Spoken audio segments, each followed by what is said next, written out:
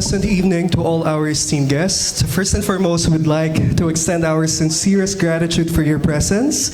We're very much appreciative of the fact that all of you are here safely. You've taken time from your busy schedule to be here. So, in line with that, we'd like to assure you that we'll have a very resourceful and a momentous occasion today. In honor, of course, of our scholars, our sponsors, and the Foundation for Liberty and Prosperity.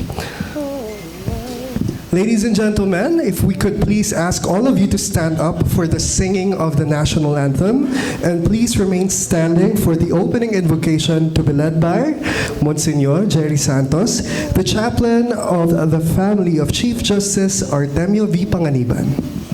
Bayang maghiliw, pelas ng silangan, alab ng puso, sa dibdib mo'y buhay. Lupang hinirang, buyan ka ng magiting, sa manlulupi, di ka pa sisiil, sa dagat at bundok, sa simoy, sa langit mong bughaw, may dilag ang tula at awit sa paglayang minamahal, ang kislap ng watawat mo'y tagumpay na nagniningning, ang bituin at araw niya kailan pamay di magdidilim, lupa ng araw ng luwal, hatid pagsinta, buhay langit sa piling mo.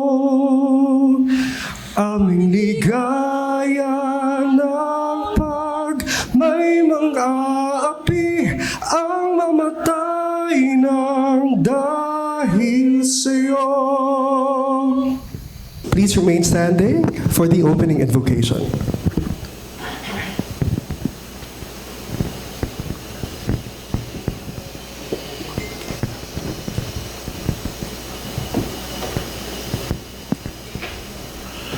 Let us assume a posture of prayer and supplication before the Almighty Triune God.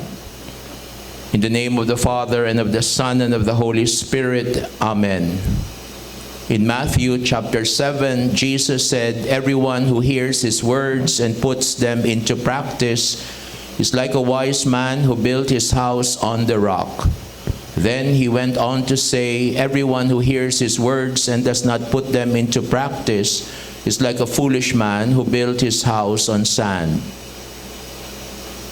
Heavenly Father, Lord of heaven and earth, we hear these words from the mouth of your Son, our Lord Jesus Christ, aware that all things come from you and all things will be offered to you. We ask you to send your choicest blessings upon this gathering. May we continue to be mindful that all things come from you and through you reach perfection and fulfillment. May your Spirit of truth enlighten us, especially the recipients of this year's Scholarship Awards. We ask you to inspire them, to move them, and to impel them to mission. For what mission is there but only doing your will? To form them as engaged citizens, pro Deo et Patria. A blessing, dear Father, to the foundation of liberty and prosperity. May it be leaven of excellence of and for our people. A bright light in the firmament of grace and goodness. May it be a catalyst of change and development, forming men and women of character and competence. And so we join our prayers to the prayer of your Son Jesus, and we say, "Our Father, who art in heaven, hallowed be thy name. Thy kingdom come, thy will be done on earth as it is in heaven. Give us this day our daily bread, and forgive us our trespasses, as we forgive those who trespass against us. And lead us not into temptation, but deliver us from evil. Amen. In the name of the Father, and of the Son, and of the Holy Spirit. Amen. Ladies and gentlemen, you may now please take your seats. All right. Once again, a pleasant evening to all our esteemed guests. Today is a momentous occasion as we once again give recognition to the brightest and most diligent law students from all over the country whose consistent dedication has allowed them not only to survive, but also to thrive academically despite the challenges of law school. Of course, Love and myself are not impervious to that. In this event, we are elated to be joined by our guests from our partners, especially the Supreme Court and other courts, the Tan Yan Kee Foundation, the Ayala Corporation, the Metro Pacific Investments Foundation, and the pals here tonight, and as well as some of our law school deans, professors, and colleagues. But what we absolutely find joy in is bringing our family members and close friends here with us tonight. Ladies and gentlemen, allow us to introduce ourselves first, your masters of ceremonies for tonight. My co-host here is no other than Brian Kelvin V. Pineda, a professional events host and multi-awarded singer under his brand name Brian Pineda Vocals, which his talents were witnessed by all of us earlier. And he completed his Juris Doctor degree with second honors at the Ateneo de Manila University School of Law last year, batch 2022. Last year, he also bagged the third place award for the FLP dissertation contest. So now I'm obliged to take you to dinner after. Thank you, Love. And of course, I'd be embarrassed to stand beside such an accomplished woman herself.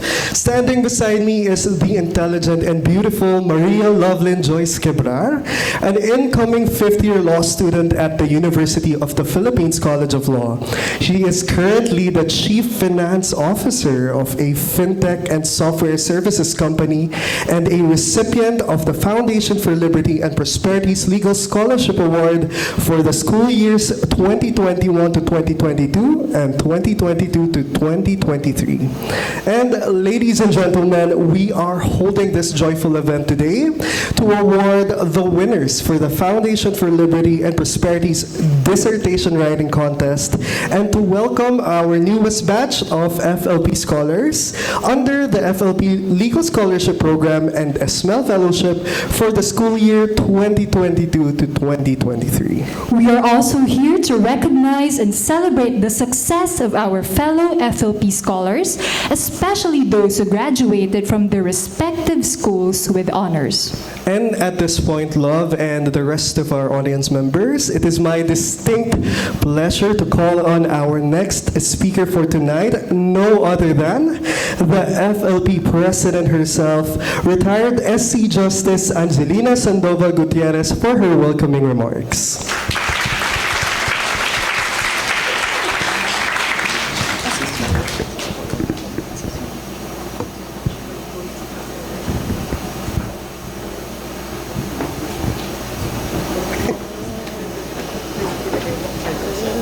Honorable Alexander G. GESMUNDO, and all the distinguished guests on the presidential table. Honorable Artemio P. Panganiban, founder and chair of the Foundation for Liberty and Prosperity. Honorable Ami Z. Lazaro Javier, Associate Justice of the Court of the Supreme Court. Honorable Estela M. Perlas Bernabe, former Senior Associate Justice of the Supreme Court and current Trustee of the Foundation. Honorable Alex Quiros, retired Sandigan Bayan Justice and Chairperson of Governance Commission for GOCC. Mr. Amando Titanco, former Governor of the Bangko Sentral ng Pilipinas and Trustee of the Foundation, now Chair of the SM Investments Corporation.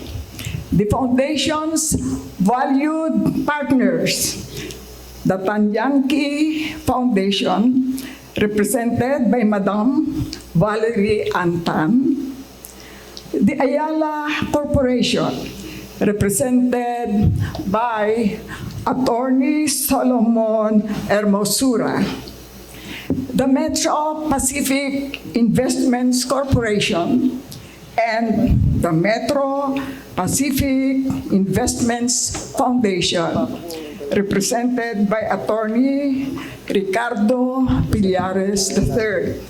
The Board of Judges.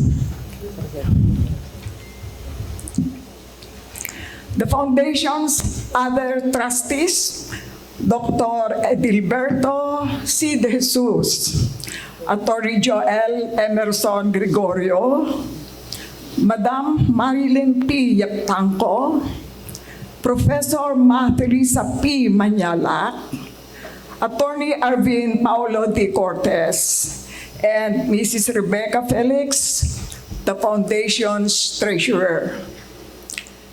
The outstanding awardees, guests, ladies and gentlemen, a pleasant good afternoon. For your gracious presence, the Foundation for Liberty and Prosperity salutes you. On behalf of the Foundation, it is my distinct honor and privilege to welcome you all to this momentous and meaningful event. The recognition by no less than the Chief Justice Alexander GESMUNDO of the new batch of scholars of the Foundation's Legal Scholarship Program. The winners of the dissertation writing contests and the new fellows of each GESMEL program. Several decades ago, or in 2011, after his retirement from the Supreme Court, Chief Justice Panganiban had a vision of promoting his philosophy of safeguarding the liberty and nurturing prosperity of the Filipino people. Such vision led to his creation of the Foundation for Liberty and Prosperity to implement his philosophy. The Foundation, in partnership with the Tan Yan Kee Foundation, the Ayala Corporation, the Metro Pacific Investments Corporation, and the Metro Pacific Investments Foundation implemented again this year its legal scholarship program, its dissertation writing contests, and its GESMEL fellowships. Under the legal scholarship program, 21 scholars were chosen by the Board of Judges, who will each receive 200,000 pesos to finance their tuition, books, and monthly stipends. There are 5 winners in the dissertation writing contest chosen by the Board of Judges. The first placer will receive 320,000 pesos. The second, 220,000 pesos. And the third, 3 placers will receive 120,000 pesos each. 5 graduate students pursuing master's degree in entrepreneurship, sustainability, management, economics, and business law, considered by the Board of Judges as highly qualified, emerged as GESMEL Fellows. In this regard, Chief Justice Panganiban believes that the best way to conquer poverty, to grant wealth, and to share prosperity is to unleash the entrepreneurial genius of people by granting them the freedom and the tools to help themselves in society. It is the foundation which aims to hand them such assistance through the SML Scholarship Program. Our hearty and warm congratulations to the awardees and profound gratitude to the magnanimity of the Foundation's partners. In fact, your assistance is a continuing blessing to the Foundation. Truly, its appreciation for your good health goes beyond our thanks. And of course, thanks endlessly to Chief Justice Panganiban for initiating these benevolent projects.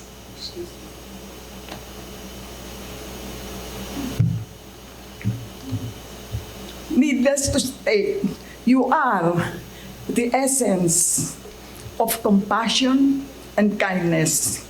Indeed, you stand tall as a human being of unique qualities, the most profound of which is your concern, genuine concern for the legal profession, the entrepreneurship, and more important, for the less privileged in our society. I must say, in the firmament of benevolent man, you are a fixed star. Why don't we give a...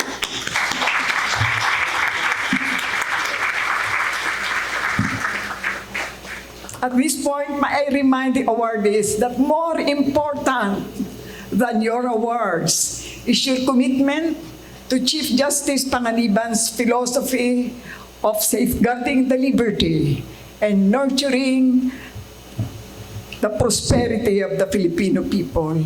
Thus, the Foundation and its creator will wait your words and action when the time comes.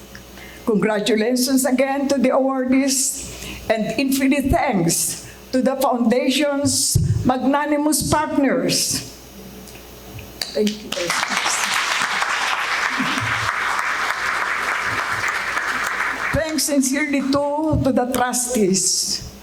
You are all in one in supporting the Foundation's novel projects. Once more, welcome to this ceremony.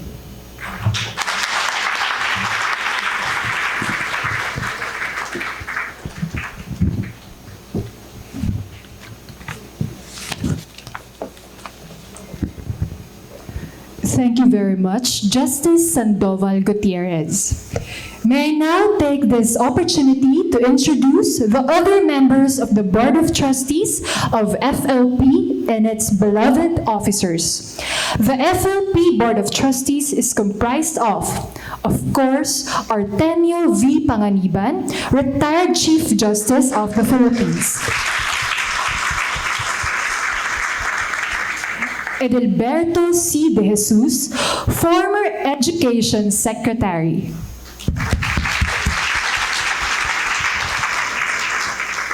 Angelina Sandoval Gutierrez, retired Supreme Court Justice. Estela Perlas Bernabe, retired Supreme Court Justice. Amando M. Tetanco Jr., former BSP Governor and Chairman, SN Investments Corporation. Attorney Joel Emerson J. Gregorio.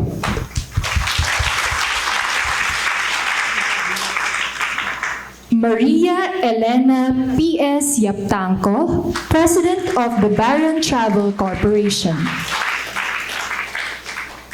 Maria Teresa P. Manyalak, Professor, Asian Institute of Management. And last but definitely not the least, Arvin Paulo D. Cortez, President of the FLP Scholar Society. I'll now be mentioning the officers of the FLP. For the chairman, again, we have Chief Justice Artemio V. Panganiban. The president is Justice Angelina Sandoval Gutierrez. The treasurer is Miss Rebecca G. Felix. The corporate secretary is Attorney Joel Emerson J. Gregorio. And our executive director is Miss Susana N. Gavino. We would also like to introduce and express our sincerest gratitude to the esteemed individuals who comprise our Board of Judges for the school year 2022 to 2023. And ladies and gentlemen, for the dissertation writing contest in partnership with Ayala Corporation, our Board of Judges is headed by Supreme Court Justice Amy C. Lazaro Javier, Chairman of the Board of Judges. And the members of the Board of Judges are as follows: Attorney Solomon M. Hermosura, General Counsel, Ayala Corporation. Present in this evening is Dr. Edelberto C. De Jesus, former Secretary of Education.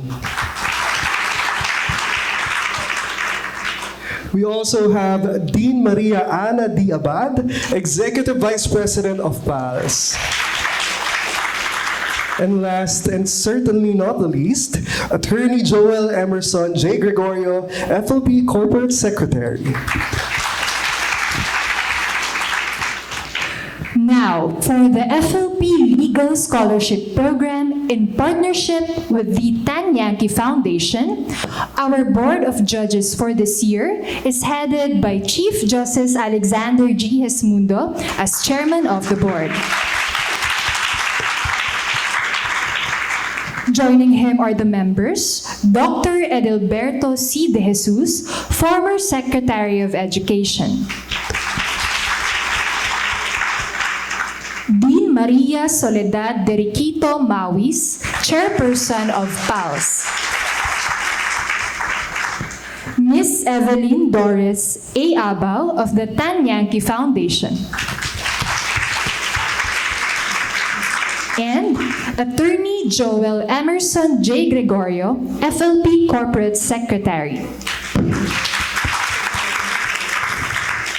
And ladies and gentlemen, for the ESMEL Fellowship Program in partnership with Metro Pacific Investments Foundation, our Board of Judges is headed by former BSP Governor and Chairman SM Investments Corporation, Mr. Amando M. Tetanco Jr., Chairman of the Board of Judges. And the members are as follows: Mr. Cesar Consing, President, Ayala Corporation. We also have Ms. Shay Cabal Revilla, CFO, Metro Pacific Investments Corporation. Ms. Marilyn P. Yaptanco, President, Baron Travel Corporation.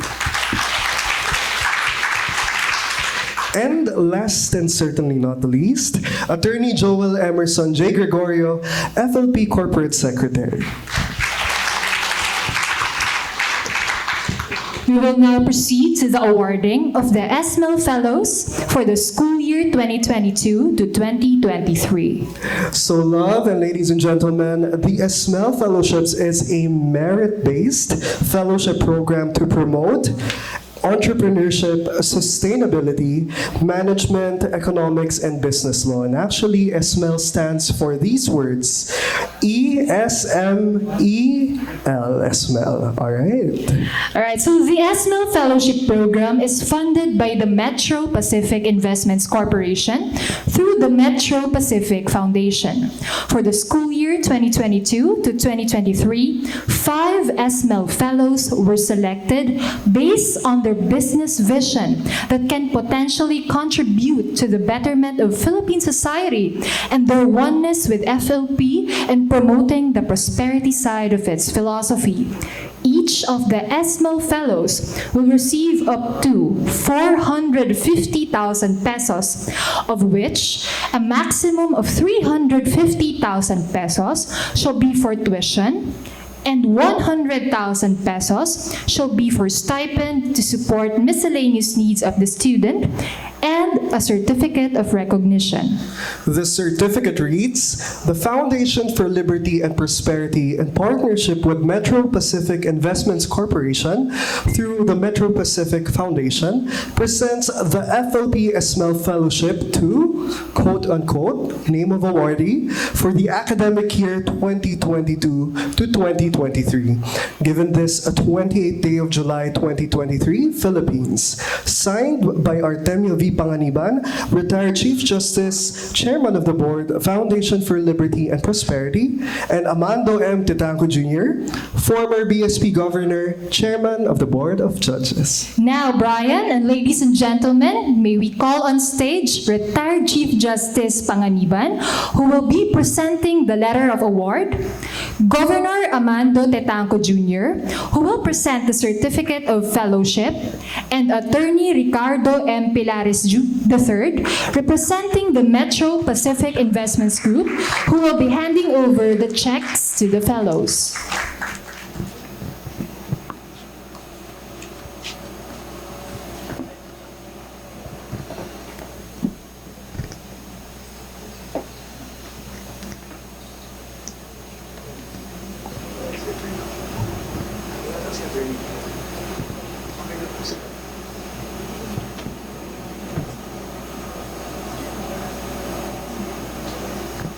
Our awardees are looking very excited to receive their grants. All right, congratulations once again. And now, lovely, we begin. Ladies and gentlemen, may we present to you the FLP ESMEL Fellows for school year 2022 to 2023, beginning with Miss Maria Andrea T. Ali from the University of the Philippines.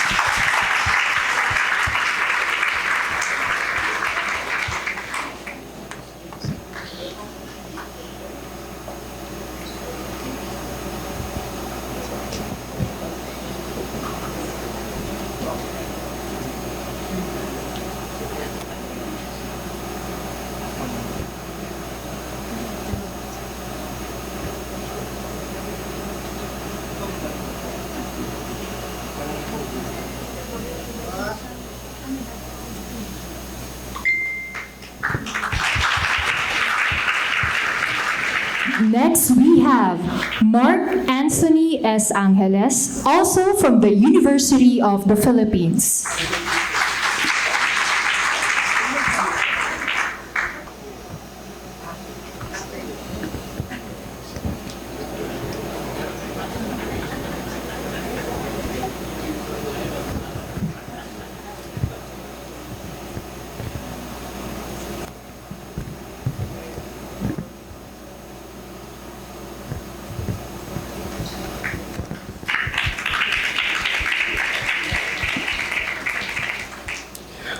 Our next awardee is no other than Mr. Dave Angelo O. Kalutan from the Asian Institute of Management.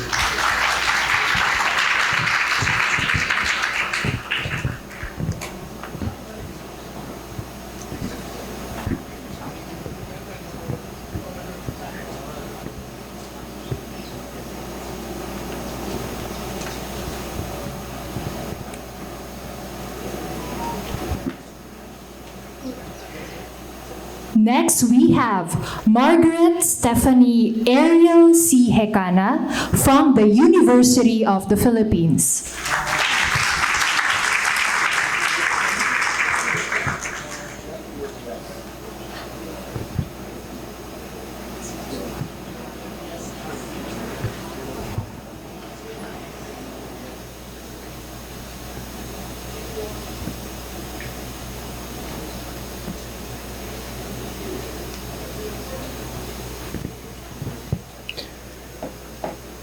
And our last ESMEL Fellowship grantee, we have Ms. Hannah P. Hara from the Asian Institute of Management.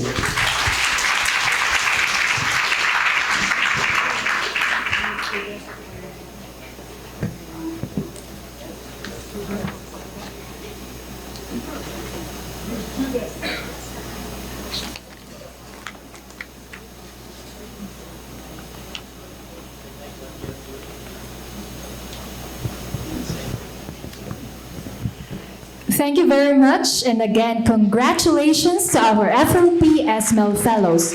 May we call back on stage Ms. Hannah P. Hara, ESMEL Fellow from the Asian Institute of Management, to deliver her acceptance speech on behalf of all the fellows. That's good.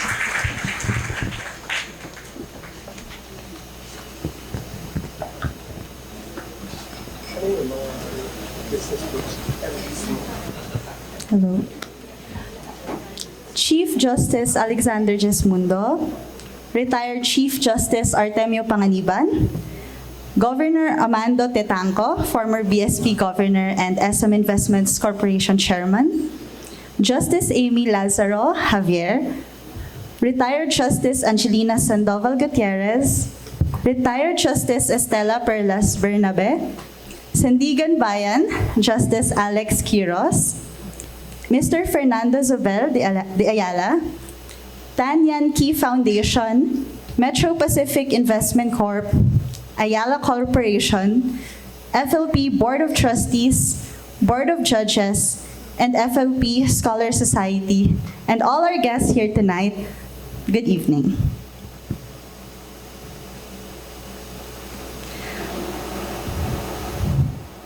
In my first week of MBA, I found this reading that struck me. It was the concept of success to the successful, where organizations and even society as a whole has the tendency to reward the winners with more resources and more opportunities. And usually, the winners are the ones who are born in a good family, with a great education, and with the right connections. In short, people who come from a lot of privilege. And this makes sense from an economic standpoint because we want productivity in society, and the best and brightest would give the best results in the fastest time. But one thing I learned from my economics class is that the government and the private sector sometimes have to intervene against the subconscious tendency for one reason: equity. Because sometimes many, who in an alternate universe might have made tremendous impact in society as leaders, are unable to do so because they weren't born with the right cards. Many do not take the risk to become leaders, to take further education because they have families from the provinces that they have to support, or even to start businesses that they cannot afford to fail. And it is these kinds of opportunities offered to me now and so many others that make that alternate universe this universe. I think all the ESMEL awardees here share a story of hardship and going against the tide, and how every bit of help along the way is something we won't forget. Some of us may not be afforded the cushion to even try, and yet did. And that is why I know that the immense gratitude in my heart is also shared by all the fellows here. We are here because we have a unique perspective to offer to society's problems. It is using our business acumen in making miracles. More than the grandiosity of earning well, I hope you will always choose compassion. More than economic growth, we want inclusive economic growth.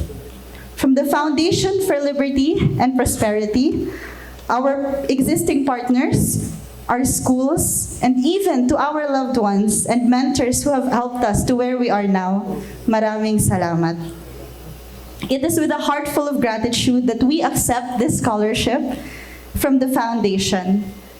And to my fellow ESMEL awardees, may we always remember the values that FLP stands for: liberty and prosperity. A good professor, Mr. Jess Gallegos, ended his class with us with this statement: when faced with professional or personal crisis, recall your future 85th birthday. What legacy would you want to leave? And what would you want to be remembered for? Thank you very much.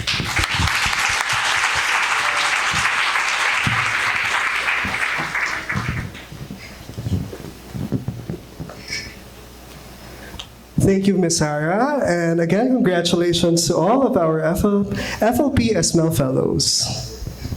We will now proceed to the awarding of the finalists and winners of the 2022 to 2023 Dissertation Writing Contest.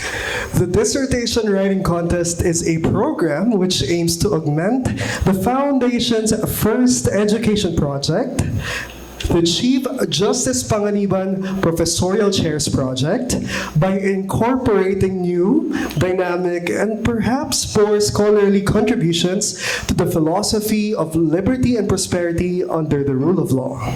The Dissertation Writing Contest is undertaken with a financial grant from the Ayala Corporation.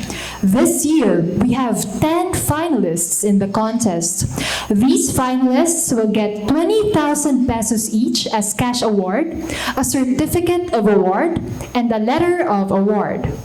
Out of these 10 finalists, 5 were chosen for the primary awards. 3 third-place winners who will each get a plaque of recognition and 100,000 pesos cash prize in addition to the 20,000 pesos they will receive as finalists. 1 second-place winner who will get a plaque of recognition and a cash award of 200,000 pesos in addition to the 20,000 pesos she will receive as finalist. And 1 first-place winner who will get a plaque of recognition and the 300,000 pesos cash prize in addition to the 20,000 pesos she will receive as finalist. Again, may we please call on stage retired Chief Justice Panganiban, who will be presenting the letter of award, Justice Amy Lazaro Javier, who will present the certificate of recognition, and Mr. Fernando Zobel de Ayala, who will be handing over the cash award to the finalists and winners. The certificate reads, the Foundation for Liberty and Prosperity, in partnership with the Ayala Corporation, awards to quote-unquote, name of awardee, finalist, 2022 to 2023 Dissertation Writing Contest for her or his outstanding work titled, quote-unquote, title of entry, given this 28th day of July, 2023, Philippines, signed by Artemio V. Panganiban, retired Chief Justice, Chairman of the Board, Foundation for Liberty and Prosperity, and Amy C. Lazaro Javier, Supreme Court Justice, Chairman of the Board of Judges. Now everyone, may we now present to you the finalists for the Dissertation Writing Contest. First we have Steffi Gail C. Boleser from the Ateneo de Manila University.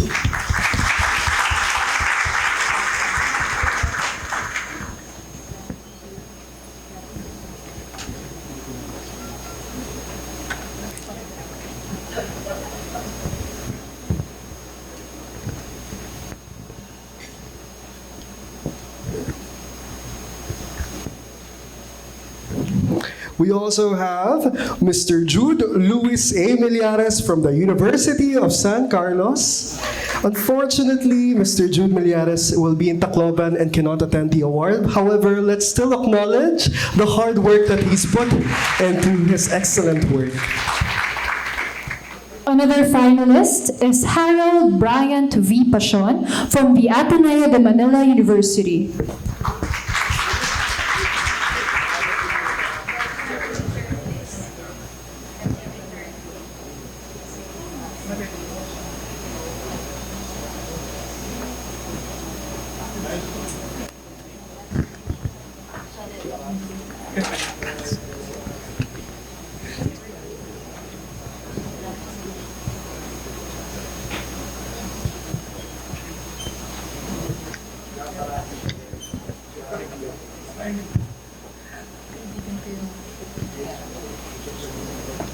Our next awardee is no other than Mr. Christian Gio Arsenarlo from the Ateneo de Manila University.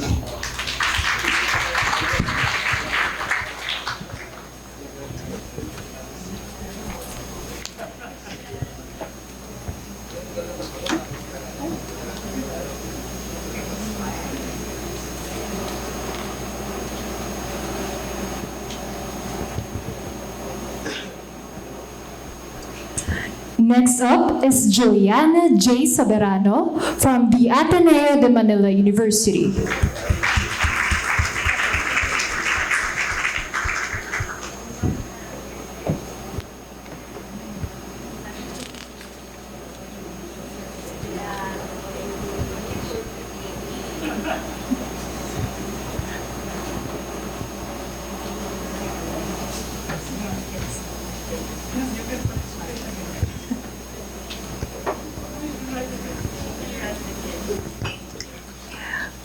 On to our third place, second place, and first place winners.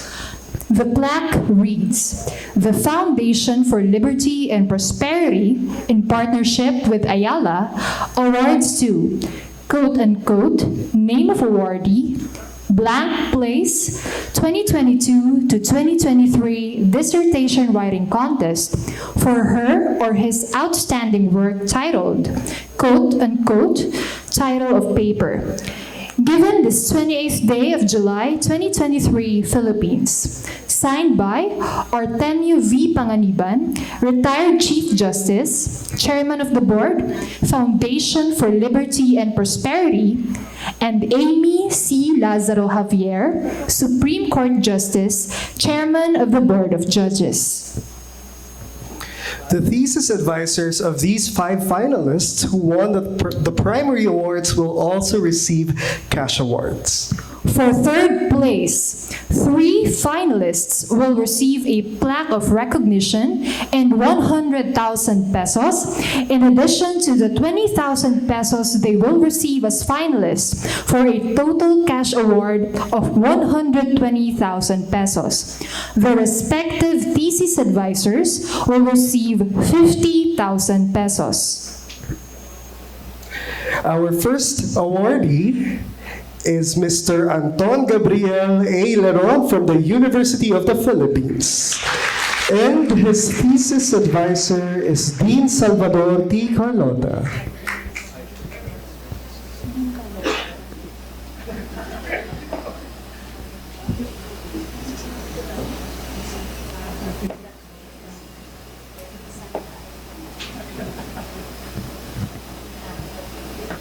May we request Dean Carlota to come up on stage?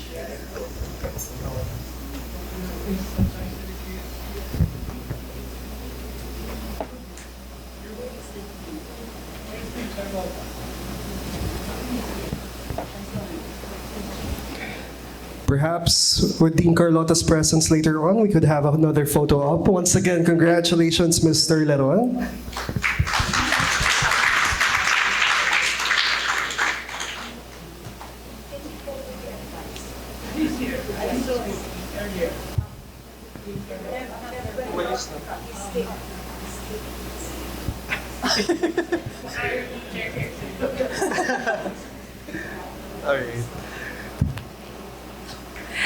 Another third place winner is Michelle Ann G. Mendoza from the Ateneo de Manila University. Her advisor is Attorney Maria Luisa Isabel L. Rosales.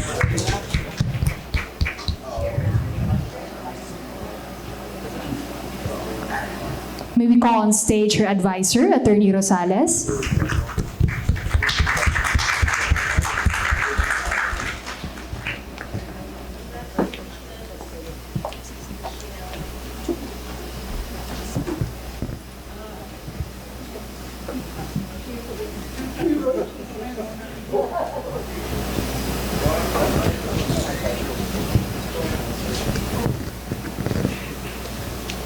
Once again, congratulations, Michelle and Attorney Rosales.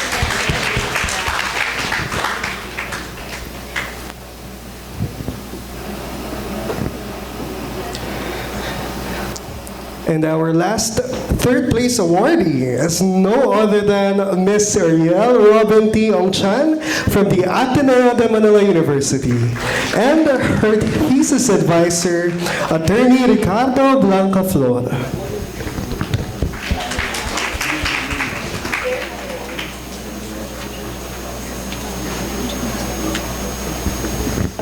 May we call on stage her advisor, Attorney Blanca Flor.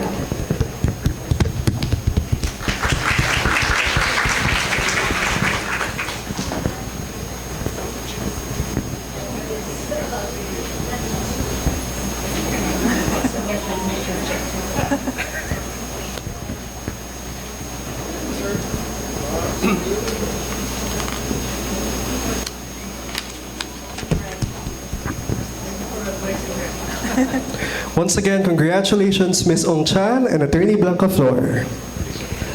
Now let's congratulate our second place winner, who will receive a plaque of recognition and 200,000 pesos in addition to the 20,000 pesos she will receive as finalist, for a total cash award of 220,000 pesos.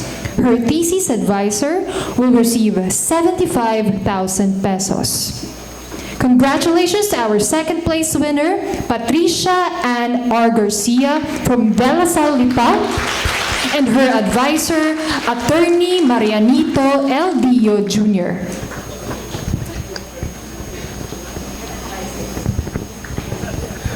We'd like to call on Patricia's advisor on stage, Attorney Dio. Once again, a round of applause to Attorney Dio and Ms. Patricia Garcia.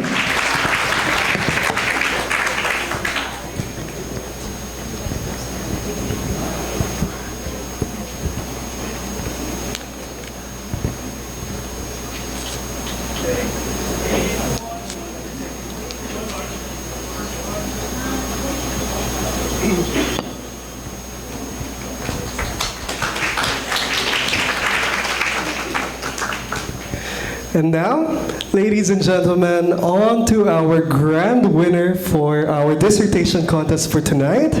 Allow me and join me in congratulating our first place winner. Let's give a big round of applause to Ms. Clarice May Dizaplan from the Ateneo de Manila University. Ms. Zaplan will receive a plaque of recognition and a cash prize worth 300,000 pesos, in addition to the 20,000 pesos that she will receive as finalist, for a total cash award of 320,000 pesos. And the thesis advisor will receive 100,000 pesos. We'd like to call on Attorney Antonio Lavinia.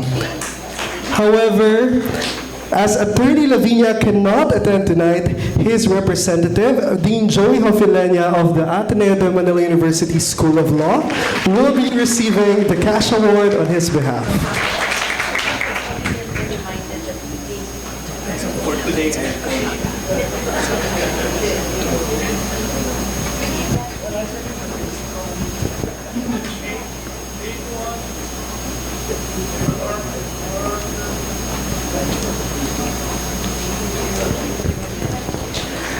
Ladies and gentlemen, once again, a round of applause to all our dissertation contest winners. Thank you very much, and may we please call back on stage Miss Clarissa May Dizaplan, representing the winners and finalists, to deliver her acceptance speech.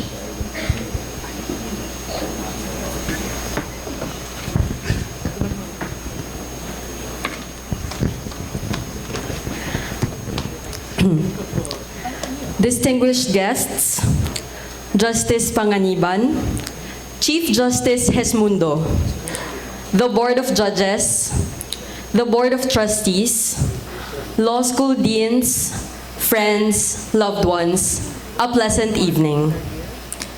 I am deeply honored and humbled to speak on behalf of all winners of the Foundation for Liberty and Prosperity Dissertation Writing Contest for academic year 2022 to 2023.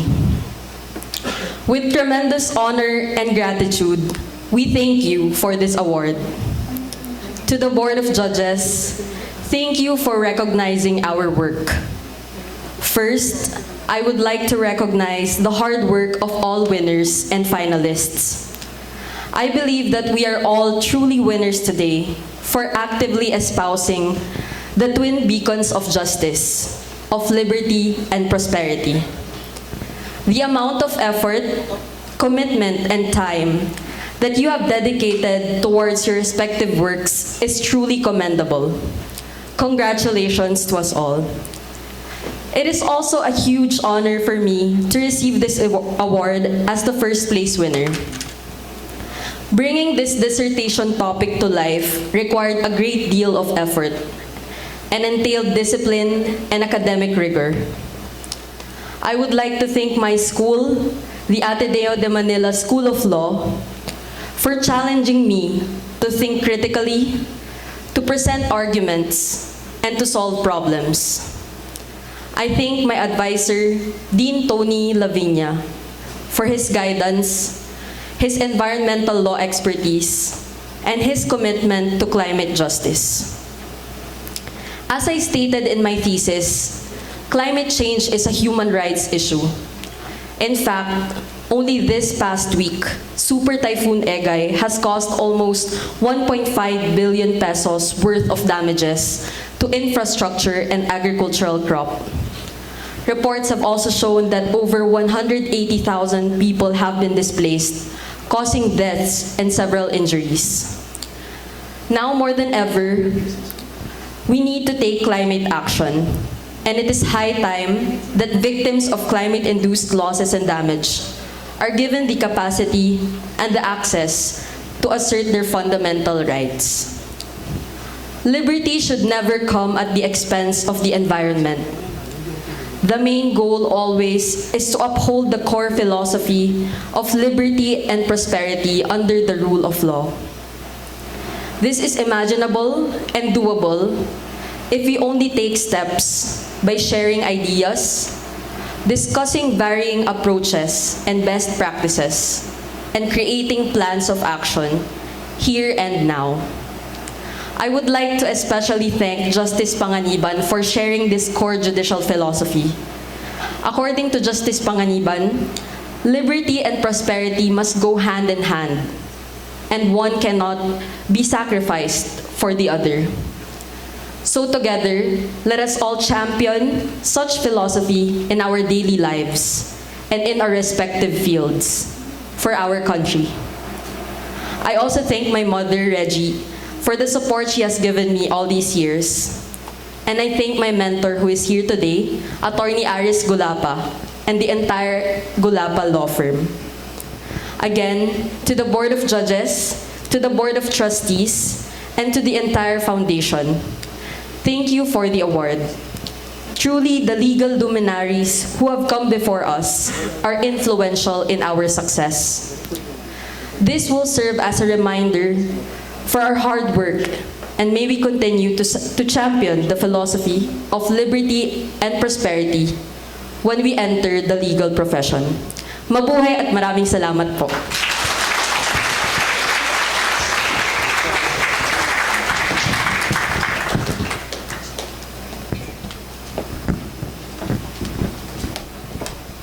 All right, thank you very much once again for that insightful and heartfelt speech, Ms. Zaplan. In the meantime, this time we proceed to the awarding of our scholarship grants and certificates of recognition for the FLP Legal Scholarship Program for academic year 2022 to 2023.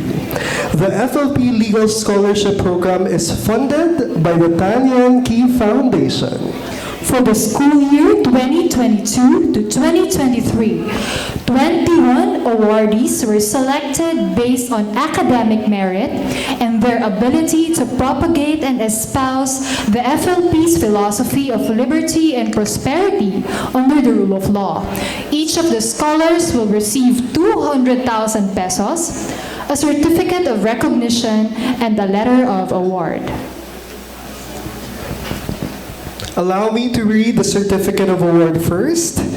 The Foundation for Liberty and Prosperity, in partnership with the Tan Yan Kee Foundation, presents the FLP Scholarship Award to, quote-unquote, name of awardee for the academic year 2022 to 2023. Given this, 28th day of July 2023, Philippines. Signed by Artemio V. Panganiban, retired Chief Justice, Chairman of the Board, Foundation for Liberty and Prosperity, and Justice Alexander GESMUNDO, Chief Justice, Chairman of the Board of Judges. And, ladies and gentlemen, may we now call on stage retired Chief Justice Panganiban, who will be presenting the letters of award, along with Chief Justice Alexander G. Gesmundo, who will present the certificate of award, and Mr. Kyle Tan, who will be handing over the checks to the scholars. Unfortunately, Dr. and Mrs. Lucio Tan is currently out of the country and has designated Mr. Kyle Tan to represent the Tan Yan Kee Foundation. Let's now call on stage our third-year scholars. First, we have Bentley Kyle T. Baraquias from the Ateneo de Manila University.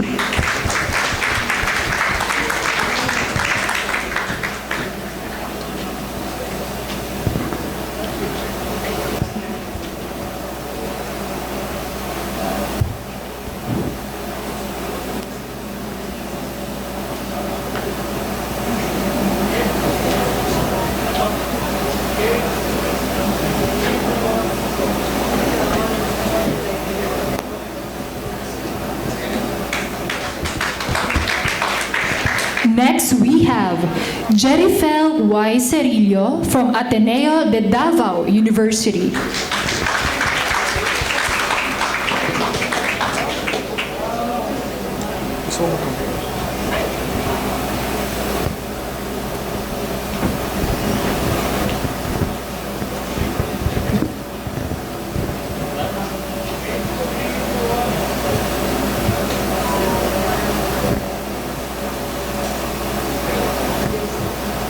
We also have Joanna Riza A. David from Bulacan State University.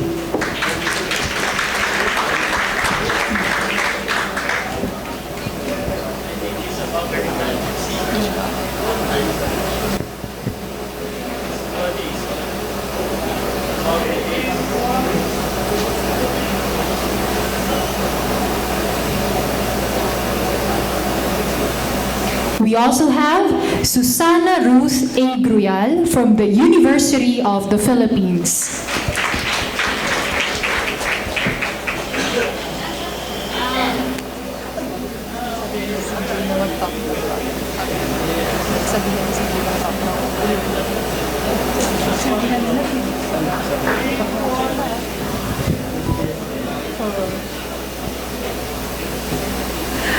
Next, we have Mia Jasmine C. Laza from St. Louis University.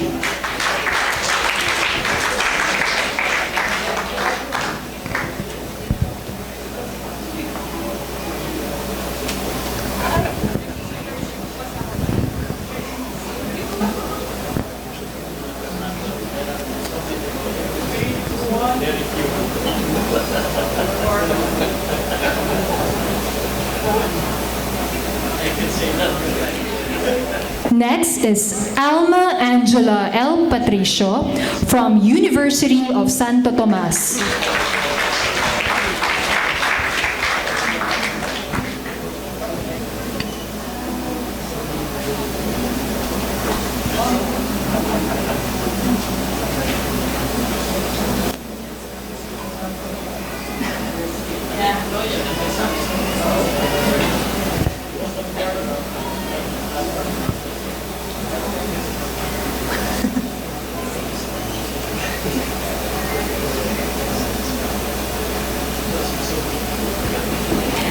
We also have Emil Marian F. Reyes from Ateneo de Manila University.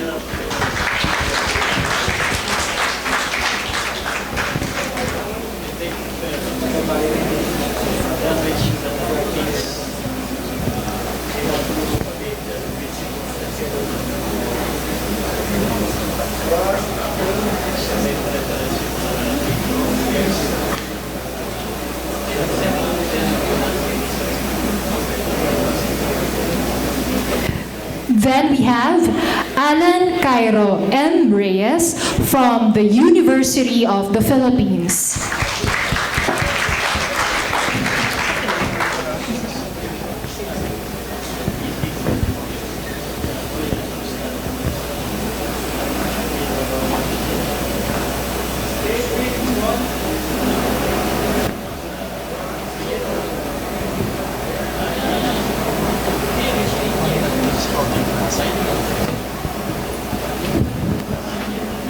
Next, we have Maris Shane V. Salazar from De La Salle University.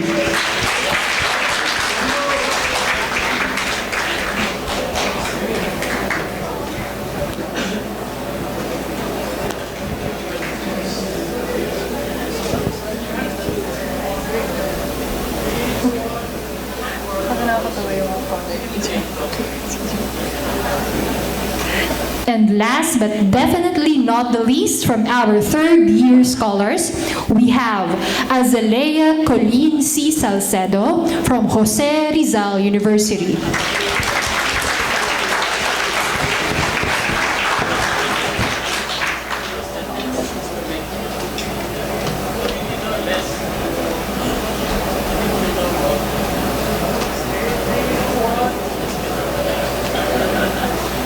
Once again, ladies and gentlemen, a big, warm round of applause to our third-year scholars.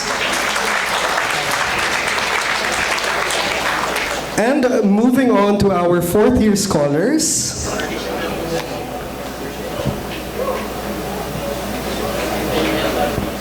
And aside from awarding this grant to our fourth-year scholars, we'd also like to bid them good luck on the upcoming board exams on September.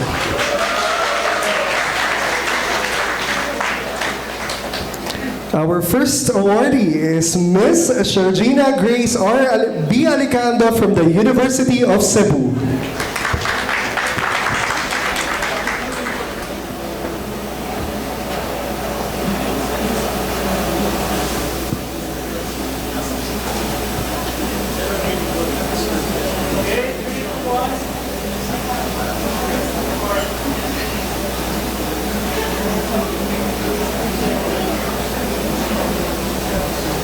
We also have Miss Lane Marie J. Bringelo from the De La Salle University.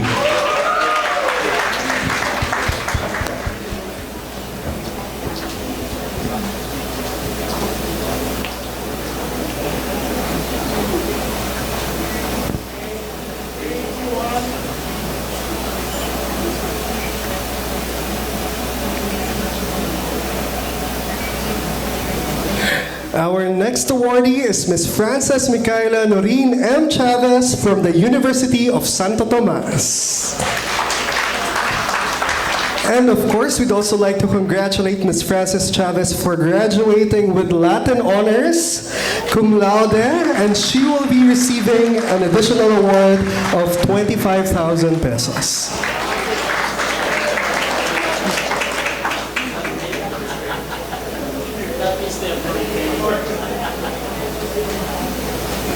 Our next awardee is Mr. Ian Christian P. Cosido from the University of Cebu. And just like Ms. Chavez, Mr. Ian has also graduated with Latin honors and will be receiving 25,000 pesos on top of his awards.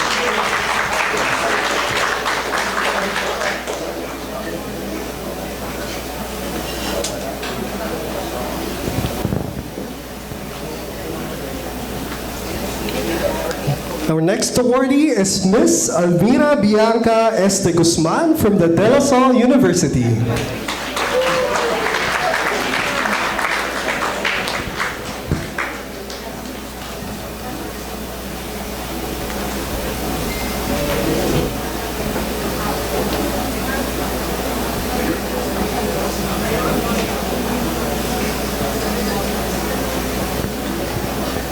Our next awardee is Miss Patricia Ann R. Garcia from the De La Salle Lipa. And of course, Miss Patricia has hit is two birds in one stone. She has also won second place in the dissertation writing contest.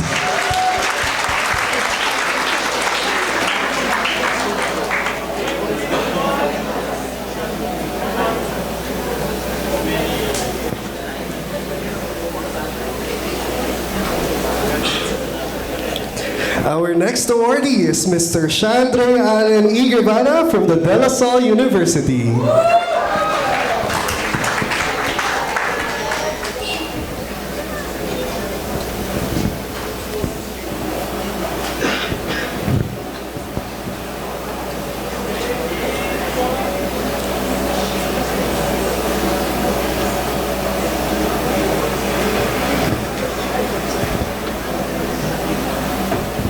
And our next awardee is my co-host, Miss Maria Loveland Joyce Escabrar from the University of the Philippines.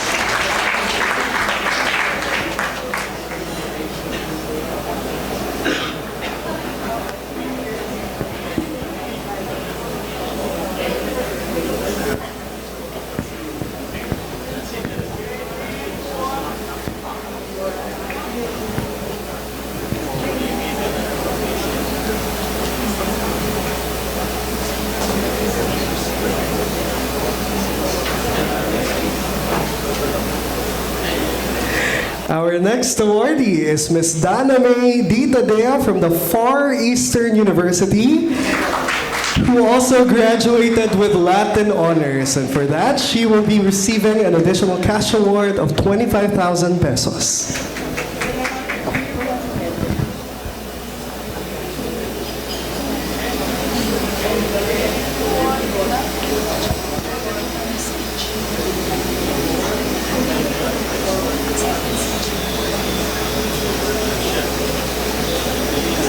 And last and certainly not the least, Mr. Kyle Christian G. Tutor from the University of the Philippines.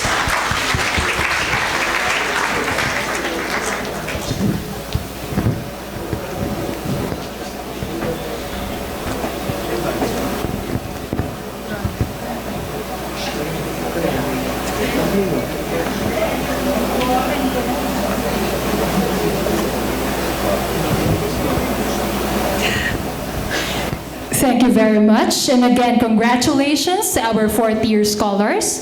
We would like to request Chief Justice Alexander GESMUNDO and Mr. Kyle Tan to remain on stage for the giving of tokens of appreciation from the Foundation for Liberty and Prosperity. We would like to call on stage Dr. Edelberto D. Miss Evelyn Doris A. Abao and Dean Maria Soledad de Requito Mawis for the giving of the tokens of appreciation from the FLP. We would like to recognize that Dr. Edelberto de Jesus and Attorney Joel Emerson Gregorio are unfortunately not present today because they are out of country.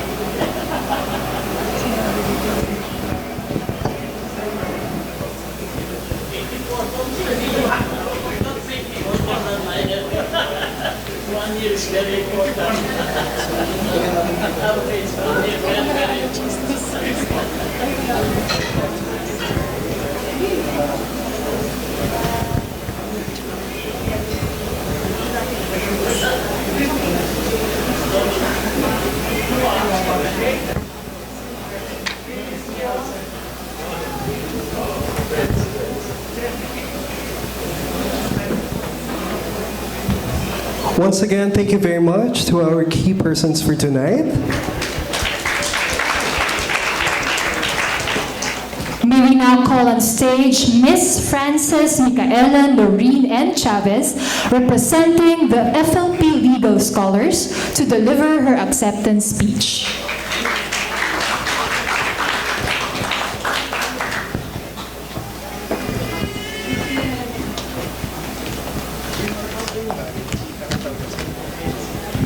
Chief Justice Alexander GESMUNDO, Retired Chief Justice Artemio Panganiban, Justice Amy Lazaro Javier, Retired Justice Angelina Sandoval Gutierrez, Retired Justice Estela Perlas Bernabe, former BSP Governor Amando Tetanco Jr., the Tan Yan Kee Foundation, the Metro Pacific Investment Corporation, the Ayala Corporation, the Foundation for Liberty and Prosperity Board of Trustees, the FLP Board of Judges, the FLP Scholar Society, our esteemed professors, distinguished guests, the FLP awardees, my fellow scholars, together with their proud parents. Ladies and gentlemen, a pleasant evening to all of you. I would like to start my speech with a quote from the late U.S. Supreme Court Justice Ruth Bader Ginsburg. She said, "Fight for the things that you care about, but do it in a way that will lead others to join you." On behalf of my fellow scholars, with heartfelt gratitude and deepest appreciation, I humbly accept this Legal Scholarship Award from the prestigious Foundation for Liberty and Prosperity. Like the study of law and the practice of law, this Legal Scholarship Award is not only a privilege, but more importantly, a duty to uphold the law at all times, and a moral obligation to dedicate our knowledge of the law to those who need them the most, the marginalized sectors of our society. Every scholar is selected by the esteemed Board of Judges, not only because of our academic achievements, but also because they see in us the capability to continue their advocacy of promoting and protecting the liberty and prosperity of the people. Whatever field of law may we choose to pursue in the subsequent years, I am confident that each one of us will use his or her full potential to be advocates for the rule of law, to safeguard the rights of those who cannot protect themselves, to defend those who are victims of injustice, and to inspire other people to do the same. Perhaps leading others to believe in truth, justice, and the law is a difficult challenge to us who will only be starting their legal career in the subsequent months or years. Nevertheless, I am certain that the foundation that granted us this scholarship will be a dependable instrument for us to give free legal assistance to the marginalized and even give back legal scholarships to those who also want to pursue the study of law. My fellow scholars, I hope we can be this generation's version of retired Chief Justice Panganiban, who is described by retired Justice Perlas Bernabe as someone to have the desire to see liberty and prosperity abound through legal excellence, which will make us beacons of justice on our own. Once again, it is my honor to accept this Legal Scholarship Award on behalf of my fellow scholars. Thank you and good evening.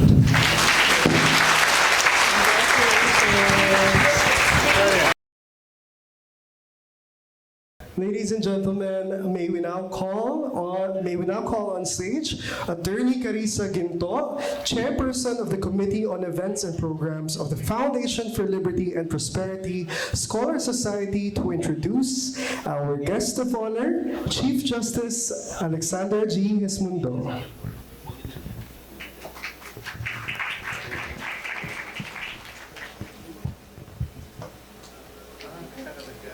Chief Justice Panganiban, FLP Board of Trustees, distinguished guests, FLP scholars and awardees, good evening.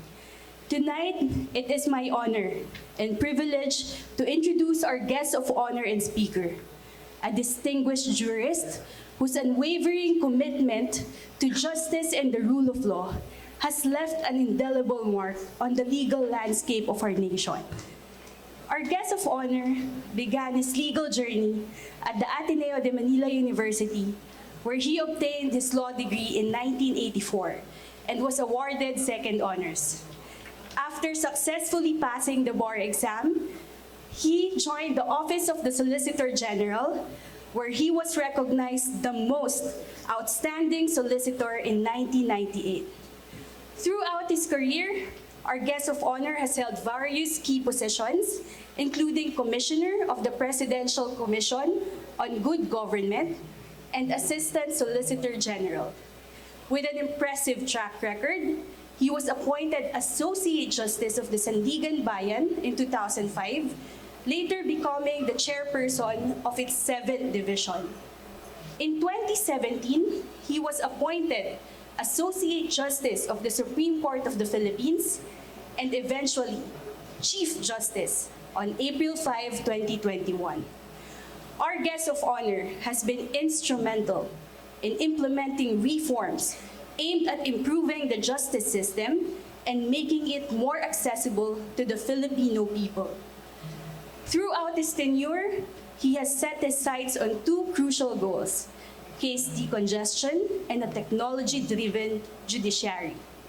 Recently, the Supreme Court approved the Strategic Plan for Judicial Innovations for year 2022 to 2027, outlining the Supreme Court's pursuit of delivering responsive and real-time justice.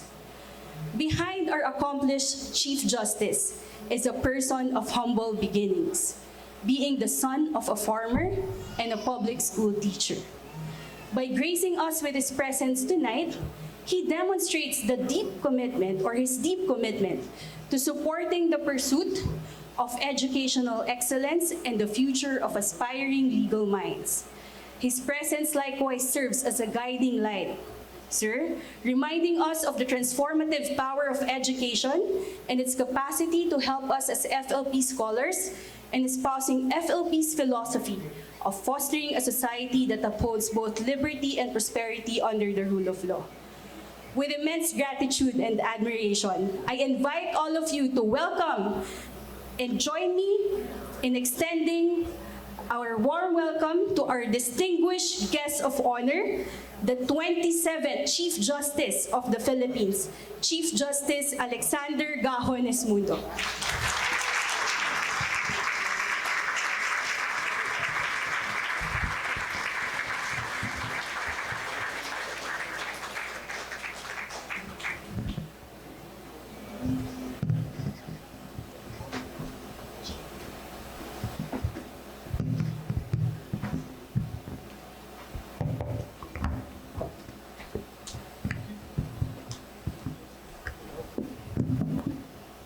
Please be seated.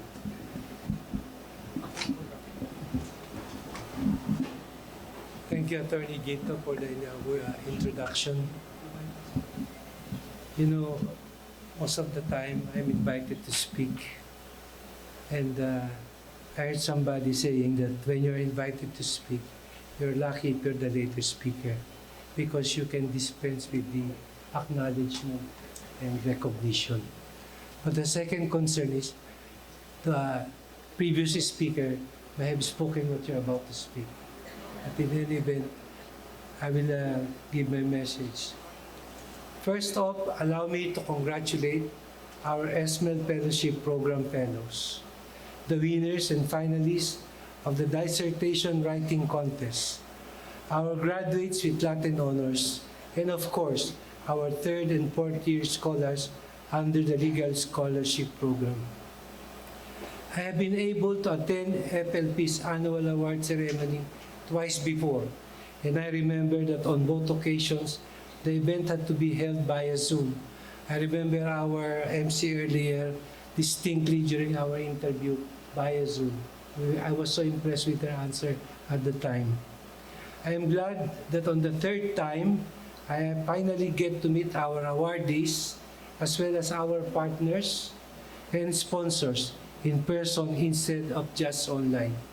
As you may know, at the height of the pandemic, the Supreme Court turned to such technologies to ensure that our courts will keep working even during the strictest lockdowns. But for occasions like this, I have to say, nothing beats the real thing. The passion, the inspiration, the energy all simply feel more palpable when we get to be together like this. The honor of being here to speak before you all tonight is truly mine. We in the judiciary are happy to see the brightest and most passionate young legal and entrepreneurial minds of our nation are committed to and eager to work towards the common vision of bringing us all here. The vision of a country that safeguards the liberty of its people and nurtures the prosperity under the rule of law. This vision is premised on an understanding that, contrary to misconceptions, the curtailment of liberty is not the price of prosperity. Instead of being separate or even mutually exclusive goals, they are symbiotic. They are twin beacons, as FLP's founder, retired Chief Justice Art Panganiban put it, and that we must strive towards. These twin beacons have formed the core judicial philosophy of Chief Justice Art.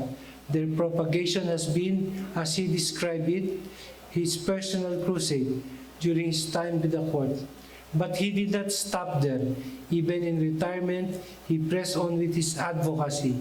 Using his retirement pay, he founded the FLP in 2011 and with help of partners, soon started work on its initial projects. I remember in 2021, during a book launch on his 85th birthday, courtesy of the Philippine Daily Inquirer, I talk about Chief Justice Art has mastered the art of relevance well after his retirement, remaining as incisive and as lucid as he was when he was writing his ponencias.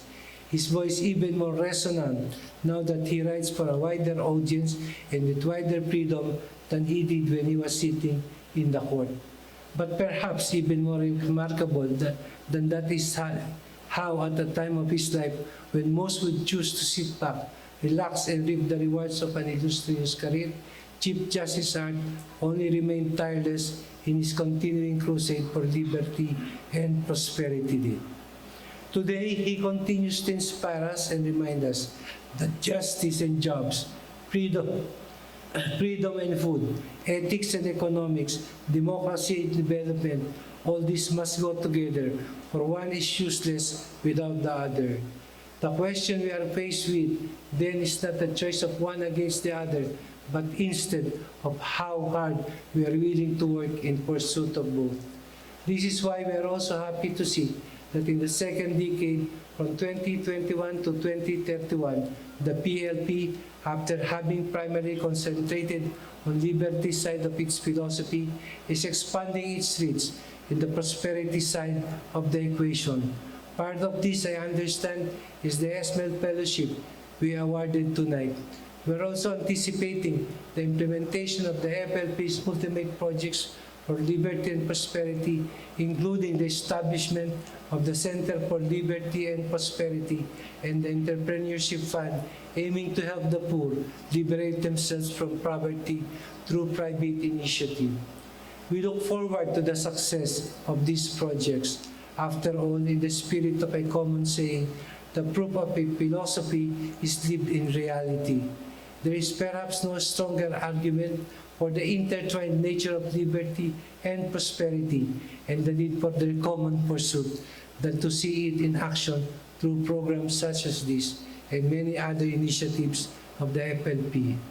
We count on all our awardees here tonight to help make sure that these initiatives will truly bring tangible benefits for our people. After all, tonight is more than a reminder that hard work is rewarded. It is a call to work even harder in service of something larger than ourselves. It is an affirmation of your commitment to put our country's welfare over your own personal interests. And in accepting this honor, a commitment to continuing affirming and advancing our intertwined aspirations of liberty and prosperity for all, wherever you are and however you can, whether as budding legal scholars, aspiring entrepreneurs, or exemplary law students and future lawyers. Magistrates, of course, must be impartial, but on this note, I must confess that our legal scholars hold a special place in my heart, having served as chairperson of the Board of Judges this year's search. Let me tell you, choosing from so many outstanding students from the best law schools across the country was no easy task, but I was truly fortunate to share the burden with this endeavor with the members of the board, whom I wholeheartedly thank. Former Secretary of Education, Dr. Edilberto De Jesus, Tan Yan Kee Foundation Head of Corporate Communication, Ms. Evelyn Doris Abao, Philippine Association of Law Schools Chairperson, Dean Solidia Requito Mawis, FLP Corporate Secretary, Attorney Joel Emerson Gregorio. As they would tell you, the competition was tough. As in past years, the selection process was difficult, but it was always clear to us what kind of scholars we were looking for. We gauge not just what prospective scholars have achieved, but what greater heights they can reach. We look for more than intelligence and academic excellence. While important in their own, this to be meaningful must also come with an ability to see far beyond the particulars of a given case and understand how decisions impact not just on the parties involved, but our country and its trajectory as well. We look for character integrity, for courage, rectitude, and fortitude, for honesty, incorruptibility, and fidelity to the highest standards of ethics and morality. We look, in short, for students who understand what it means and what it takes to safeguard our rights and liberties to guarantee our country's prosperity. But it also goes beyond serving as chair of your Board of Judges. You hold a special place in my heart because you are our next generation of legal minds. You are the future of our profession. In a few short years, you will become full-fledged practitioners. Down the line, some of you may even decide to join the bench, and the judiciary plays such an important role in turning this shared vision of ours into tangible reality. Perhaps it works in safeguarding liberty is more pronounced, but equally important is its role in enabling country's progress. While seemingly more passive, the judiciary, through its decision, is just as responsible as the executive and legislative branches of government for the development of our country. As I have said before, by striking a consistent balance between individual rights and freedoms and legitimate government interests, we create a stable environment for economic growth. And when we nurture sustainable and inclusive growth, we widen the realization of rights and strengthen their protection. The Supreme Court and the entire judiciary remain steadfast in our commitment to perform this task as the best we can in accord with our constitutional mandate and our laws. We also eagerly look forward to what you and all awardees will contribute in your own ways to this endeavor. Remember, all these at times might sound abstract and academic, but nothing can be further from truth. When we talk of liberty and prosperity, we talk of food on the table, of children being able to go to school, of enterprise being allowed to flourish and uplift others with it, of Filipinos from all walks of life being able to live in security and with dignity. Seen this way, the stakes are undeniably high and the work undeniably daunting, but have no fear, for it is work you will not have to do alone. I understand that later tonight, you will take your oath as members of the FLP Scholars Society, which is to say, you will join a community of like-minded and like-hearted individuals who are determined and as committed as you in advancing our nation's liberty and prosperity. In doing so, I hope you find a deeper fount of strength and inspiration and a wider avenue for collaboration towards the aspirations and ideals that brought you together. I hope you support and amplify each other's work to help bring us closer to the nation we envision, a nation that safeguards the liberty to prosper and guarantee a prosperity of rights and freedoms for all. Again, to our fellows, winners, awardees, and scholars, congratulations. We wish you all the best in your endeavors. To our sponsors from the Ayala Corporation, the Tan Yan Kee Foundation, and the Metro Pacific Investment Corporation, we extend our gratitude for being steadfast partners, not just in nurturing and supporting the best young minds of our nation, but also in our collective pursuit of liberty and prosperity.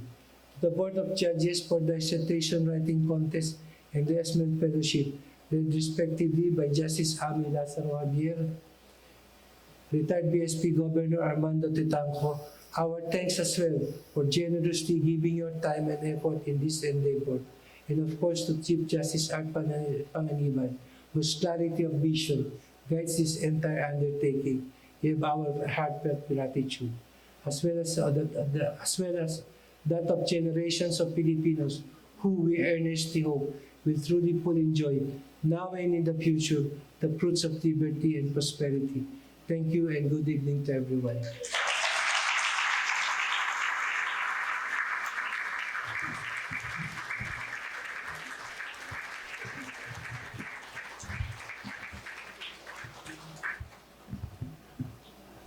Thank you very much, Chief Justice GESMUNDO, for remembering my interview last year and for the wonderful and inspirational message, most especially for reminding us of the importance of the twin beacons of safeguarding liberty and nurturing prosperity, not only for the service of the people, but for the betterment of our entire nation.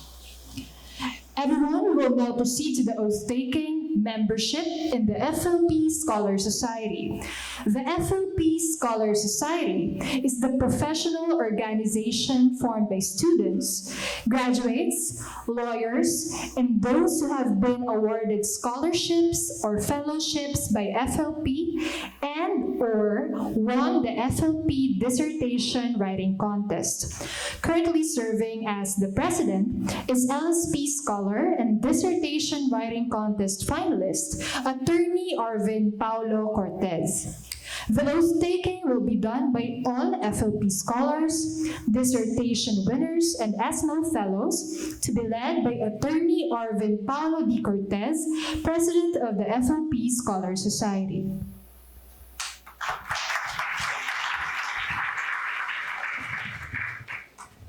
The Honorable Chief Justice Alexander G. GESMUNDO, the Honorable Chief Justice Artemio V. Panganiban, the Chairman of the FLP Board of Trustees, Supreme Court Associate Justice Angelina Sandoval Gutierrez, our President, FLP President, Senior Associate Justice Estela Perlas Bernabe, Supreme Court Associate Justice Amy Javier,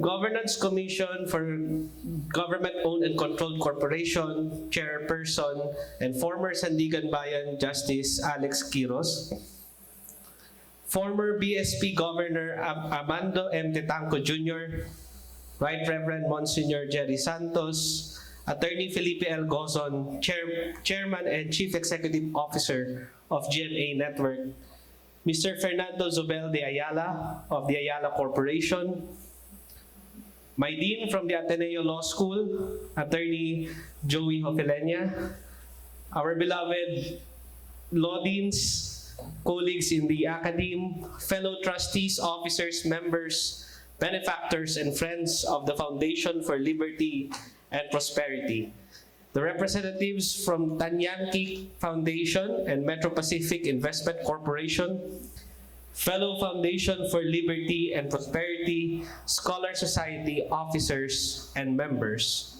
friends and distinguished guests, magandang gabi po sa inyong lahat. As President of the Foundation for Liberty and Prosperity Scholar Society, it is my high honor and privilege to administer the oath of membership to our new FLP Legal and SML scholars, as well as dissertation contest winners and finalists.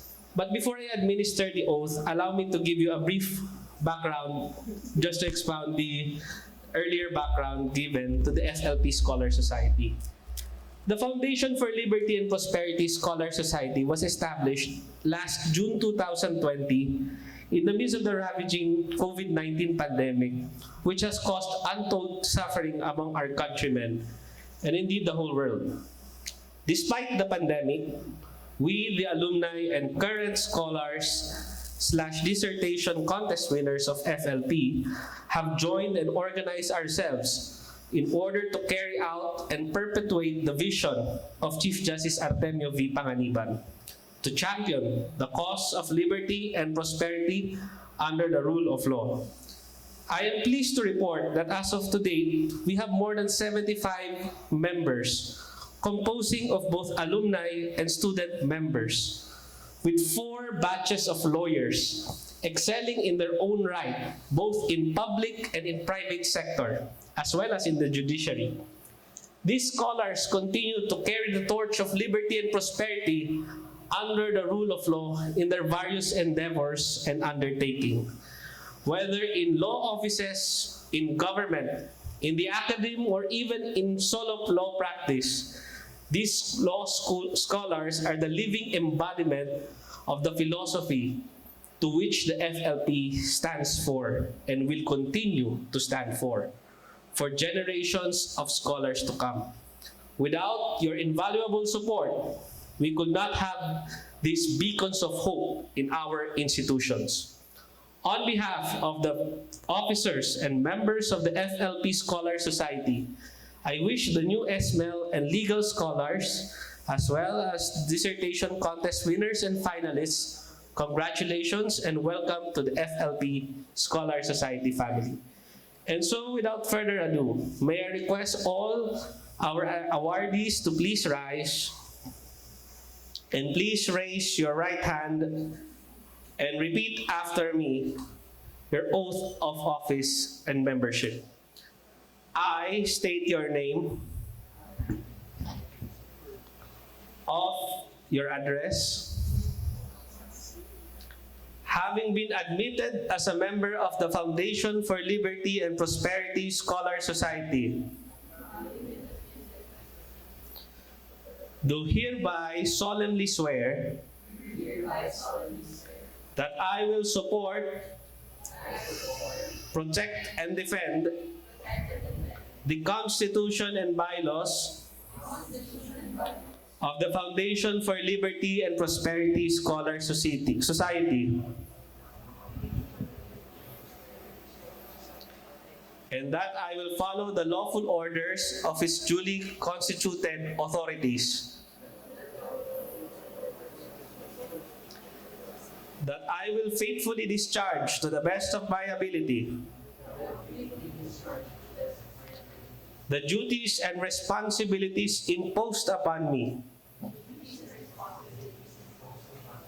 as a member of this society, and that I will promote the philosophy of liberty and prosperity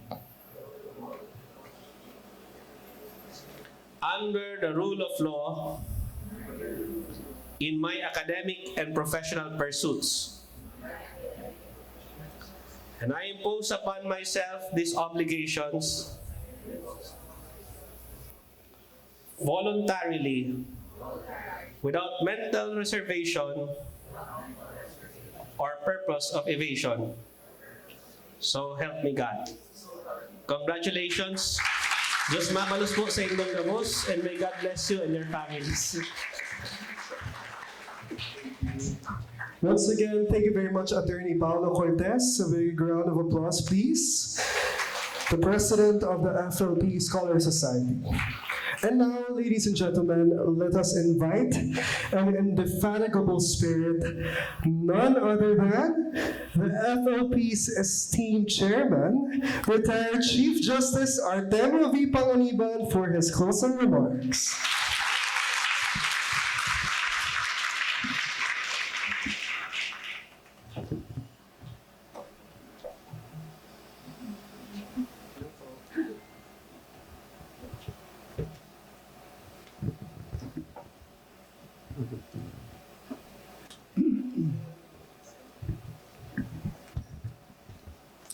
Distinguished guests, ladies and gentlemen, on behalf of the Foundation for Liberty and Prosperity, let me first profusely and sincerely thank Mr. Chief Justice Alex GESMUNDO for his keynote address. For chairing the Board of Judges of our Legal Scholarship Program, and for his untiring effort to help us attain our avowed mission, activities, and projects. While I'm on the rostrum, I'll state a little anecdote that happened when he was inducted as Sandigan Bayan Justice. When he was appointed as Sandigan Bayan Justice, I was the incumbent Chief Justice. And he and his family went to my chambers and asked to be inducted to office. After the usual induction, he had to sign the oath of office. And so I was looking for a chair, but I had no vacant chair anymore. So I asked him to sit on my chair. And I said, please take my seat, because one day you will have that permanently.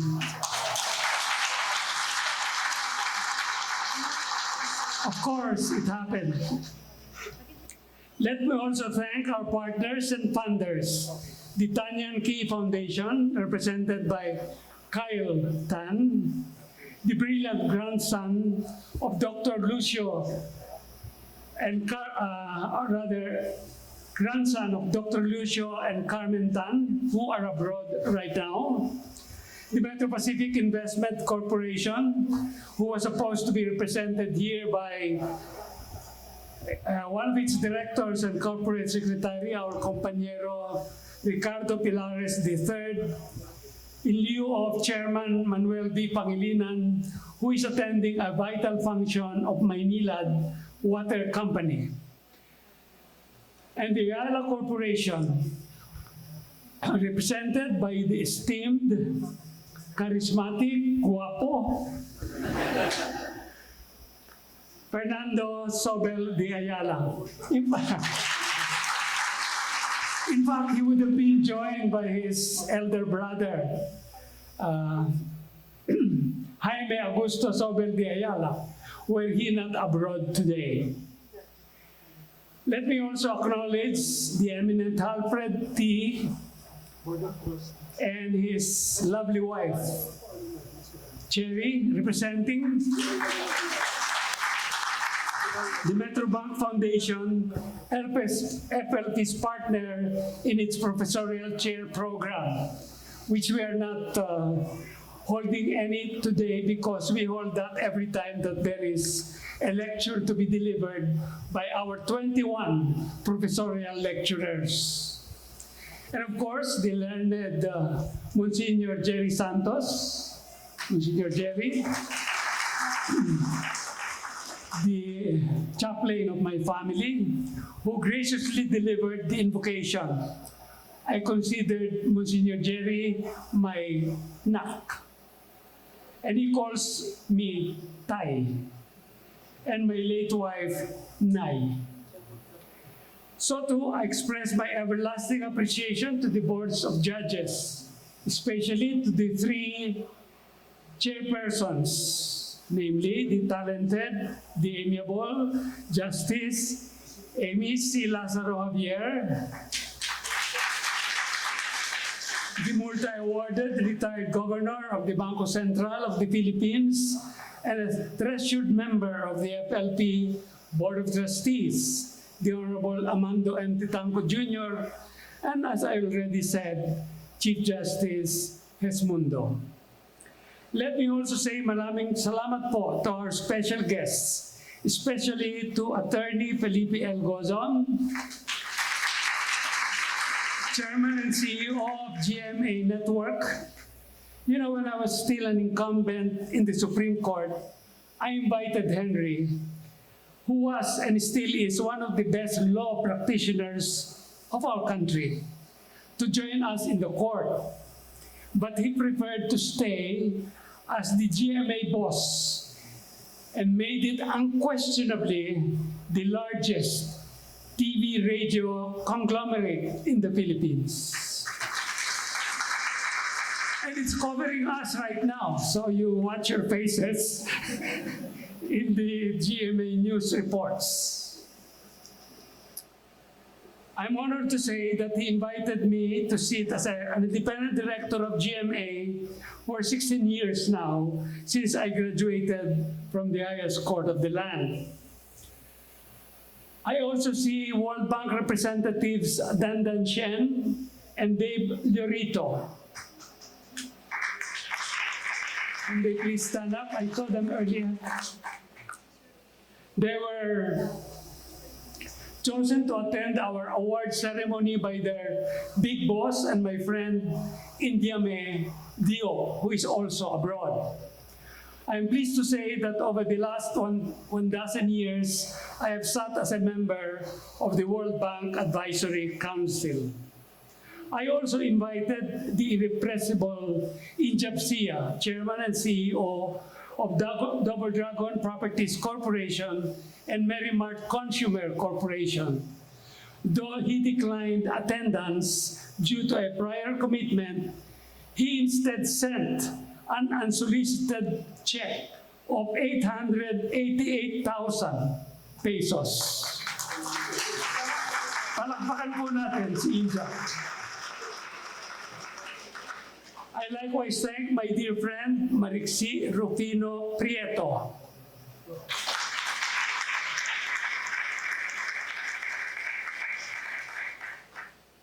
Whose family owns the Philippine Daily Inquirer, for donating the 3/4 page ad in today's Inquirer.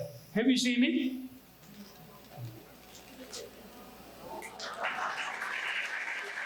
With the pictures of all the awardees.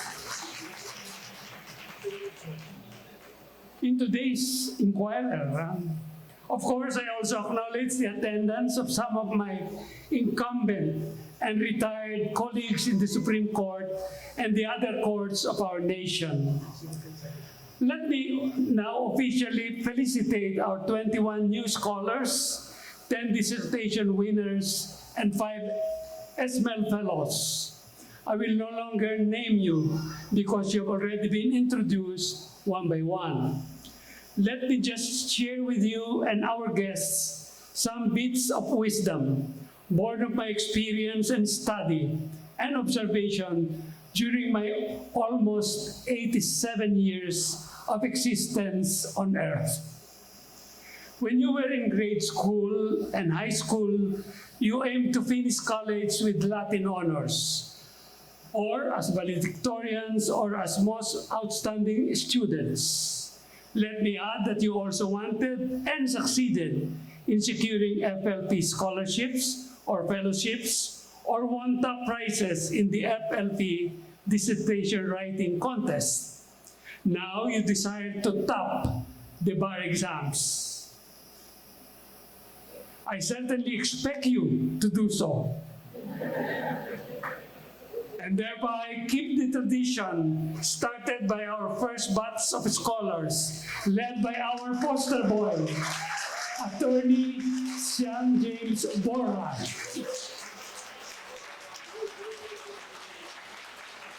Guwapo rin.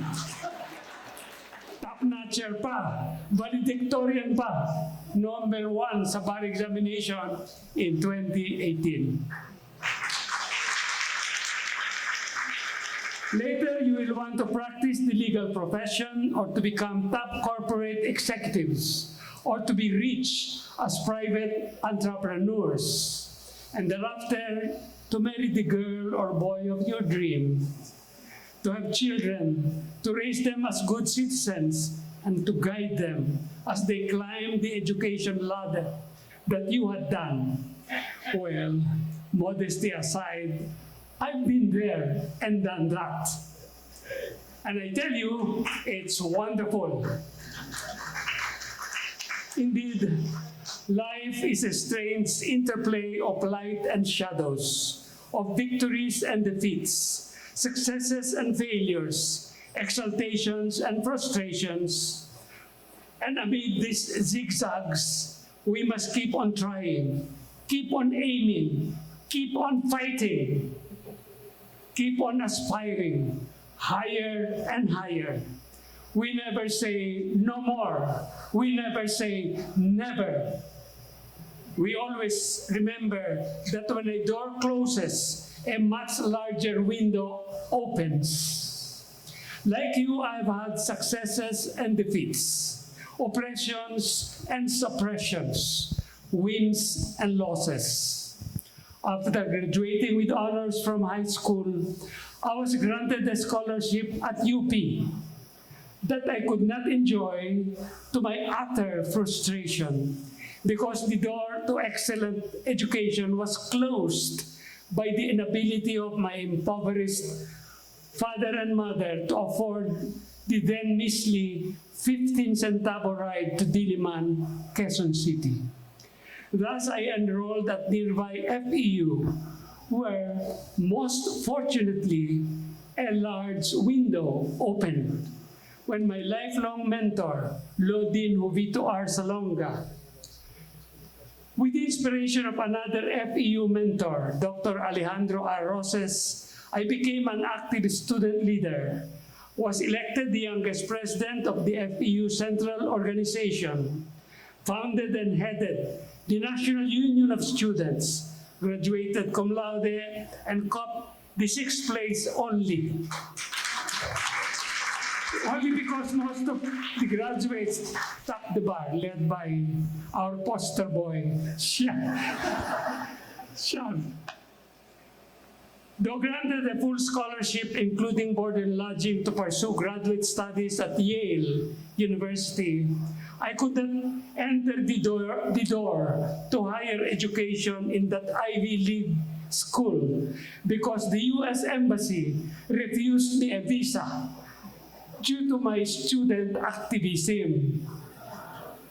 However, with the closing of this door, a wider window of hard-knock education opened. To cut the long story short, let me move forward fast. I never expected that President Fidel V. Ramos, who electorally defeated my mentor, Dr. Salonga, to appoint me as an Associate Justice of the Supreme Court. Neither did I expect President Gloria Macapagal Arroyo to name me Chief Justice. Nonetheless, while in the court, I buried myself in the work as a virtual hermit, shunning social interaction, even large family events. I produced over 1,200 fully signed decisions during my over 11 years as a magistrate, while writing one book a year and chairing the most number of Supreme Court committees, thereby humbly earning, though unworthy, a unanimous resolution of my colleagues naming me the, and I quote them, the Renaissance jurist of the 21st century, unquote. Citing without my participation and vote, and I quote again, the court's most prolific writer, bar none, unquote. The court's unanimous resolution also lauded my term, again though unworthy, for, I quote again the court, demonstrating my core judicial philosophy of safeguarding the liberty and nurturing the prosperity of our people, thereby embedding this philosophy in the nation's legal lore, unquote. My retirement was the signal that I should rest and enjoy my ancient age. In the comfort of our home, traveling the world with my family and friends, tilling a modest farm in Tagaytay, dancing the waltz, boogie, and swing with my lovely wife, who, again, if I may say, passed away 3 months ago.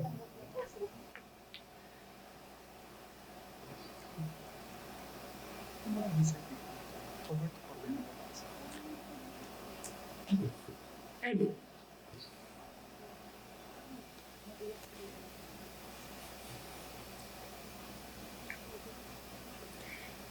play my favorite games of tennis and golf.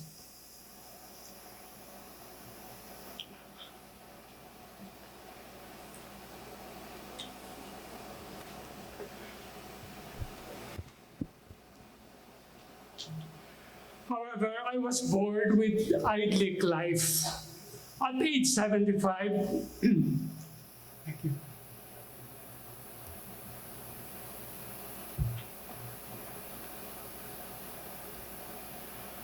At age 75, 5 years after my retirement, I was inspired by the musical Ageless Passion, composed by national artist Ryan Cayabyab.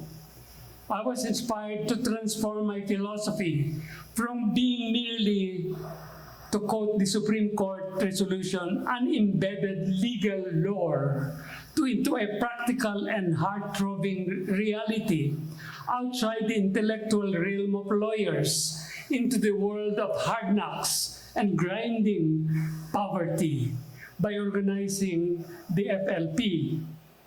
Initially, I seeded the foundation with 2 million pesos, as already said by Chief Justice Alex, from my retirement pay. And thereafter, the many companies and foundations where I became a director or advisor of contributed more than 50 million pesos to enable FLP to purchase its 700 square meter head office in a condominium in Salcedo Village, Makati. Moreover, they donated another 50 million and counting to sponsor the continuing educational projects we are celebrating tonight. I was and still am enjoyed and buoyed by their financial support and the unparalleled help of their prominent friends and colleagues who agreed to sit in our boards of trustees and or to help in operating and managing the FLP. And tonight, during this momentous award ceremony, allow me to take up very briefly what I call the ultimate projects of the foundation. They are first, the building of a Center for Liberty and Prosperity, which I hope I can accomplish with the help of my good friend Alfred T.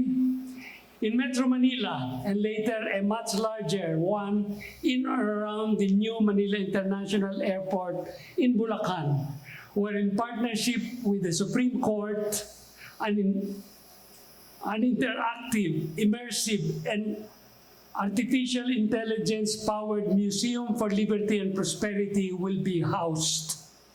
It will be interactive and immersive in the sense that the visitor will not merely be viewing historical relics, but will be immersed into them with the use of modern technology.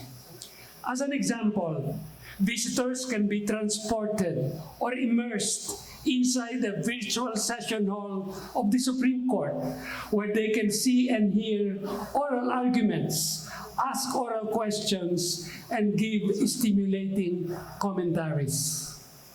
It will be AI-powered in the sense that visitors can speak with robots mimicking the incumbent justices, filled with info about their decisions, speeches, and biodata.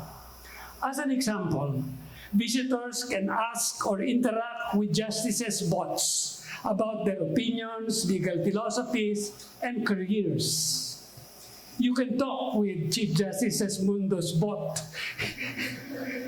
in that museum. The plans of the center and the museum are being finalized by an FLP task force headed by esteemed, newly retired Senior Justice and FLP Trustees Stella M. Perlas Bernabe. The second ultimate project is the establishment of a multi-billion peso prosperity fund to be created with tax-free donations of the local business community, which I hope will be matched by international development agencies like the World Bank to nurture, grow, and help make profitable and bankable micro, small, and medium enterprises, or what we call MSMEs. The fund will be non-profit but financially viable and sustainable. We believe in unleashing the entrepreneurial ingenuity of our people as the key to eliminate extreme poverty in our country.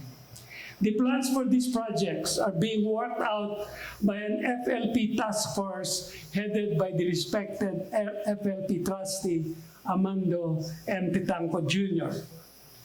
To put our money where our mouth is, I donated to FLP last year a major asset of my family, a residential lot in Paseo de Magallanes in Makati, worth over 100 million pesos, to be liquefied at the appropriate time. The cash proceeds will be used as seed money for these two ultimate projects. Moreover, even without seeing the final plans of the task forces, several friends have already contributed 28 million pesos to support these projects. The FLP dedicates the first project to the talented and the second to the poor. By fulfilling our vow to help the poor help themselves through viable and sustainable private enterprises, we do not merely perform a civic duty to satisfy our human empathy, but more so we obey the Lord's command, and I quote, "Whatever you do for the least of my brethren, you do unto me." Indeed, these programs will help the least, the lost, and the last. I am determined that before I pass from this world to the great beyond, these two precious projects will become realities as our humble legacies to show that our philosophy is not merely an embedded legal lore, but a real-life practicality that can demonstrate the intertwining relationships between law and economics, between freedom and food. Freedom must be of the mind and of the stomach, and food must be of the intellect and of the gut. Liberty and prosperity must always be together. One is useless without the other. Maraming salamat po.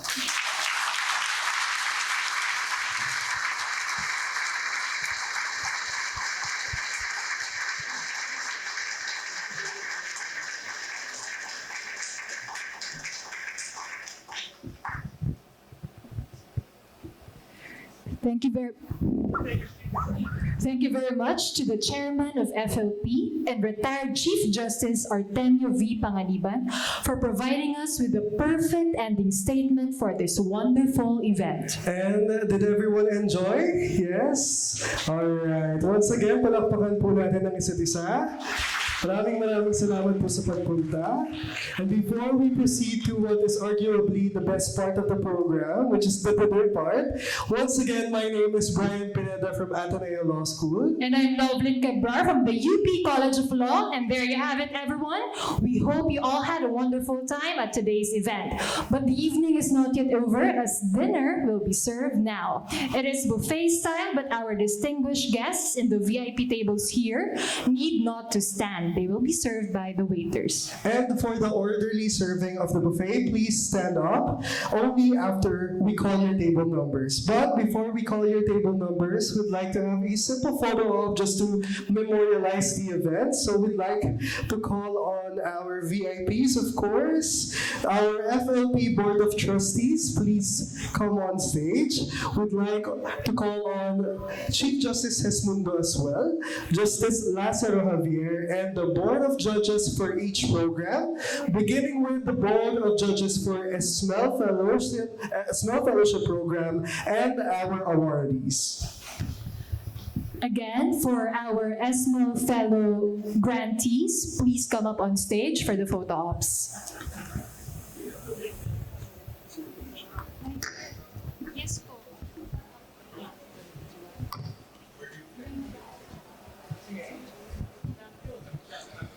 The members of the Board of Judges are the following: Mr. Amando M. Tetanco Jr., Mr. Cesar Consing, Ms. Shay Cabalrevilla, Ms. Marilyn P. Tanco, and Attorney Joel Emerson J. Gregorio. And our awardees, Ms. Maria Andrea T. Ali, Mr. Mark Anthony S. Angeles, Mr. Dave Angelo O. Kalutan, Ms. Margaret Stephanie Oriel C. Chacana, and Ms. Hannah P. Hara.